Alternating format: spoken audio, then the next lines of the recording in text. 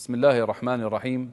الحمد لله رب العالمين، والصلاة والسلام على رسوله الأمين وعلى آله وصحبه أجمعين.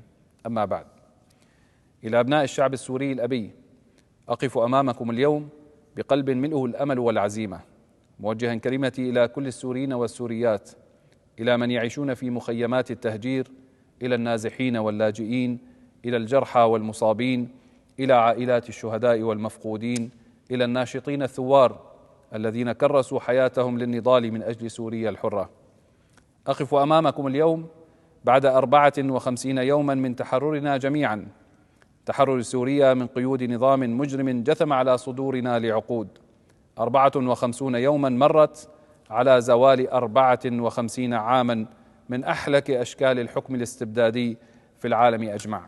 تحررت سوريا بفضل الله أولا، ثم بفضل كل إنسان ناضل في الداخل والخارج، كل إنسان ضحى بروحه ودمه ومنزله وماله وأمنه وأمانه.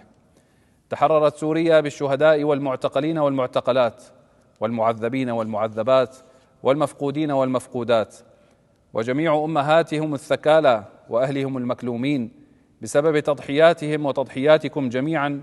أقف هنا اليوم لنفتح معا فصلا جديدا في تاريخ بلدنا الحبيب.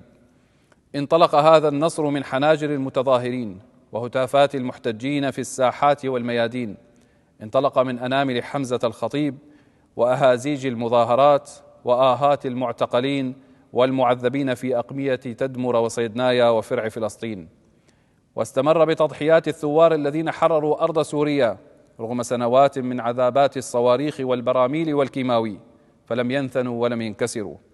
أيها الإخوة والأخوات، تسلمت بالأمس مسؤولية البلاد، وذلك بعد مشاورات مكثفة مع الخبراء القانونيين لضمان سير العملية السياسية ضمن الأعراف القانونية وبما يمنحها الشرعية اللازمة.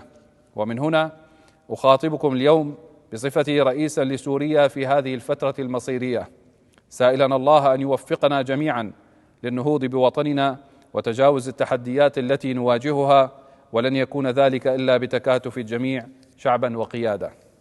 أحدثكم اليوم لا كحاكم بل كخادم لوطننا الجريح، ساعيا بكل ما أوتيت من قوة وإرادة لتحقيق وحدة سوريا ونهضتها، مستصحبين جميعا أن هذه مرحلة انتقالية، وهي جزء من عملية سياسية تتطلب مشاركة حقيقية لكل السوريين والسوريات في الداخل والخارج لبناء مستقبلهم بحرية وكرامة دون إقصاء أو تهميش. وسنعمل على تشكيل حكومة انتقالية شاملة تعبر عن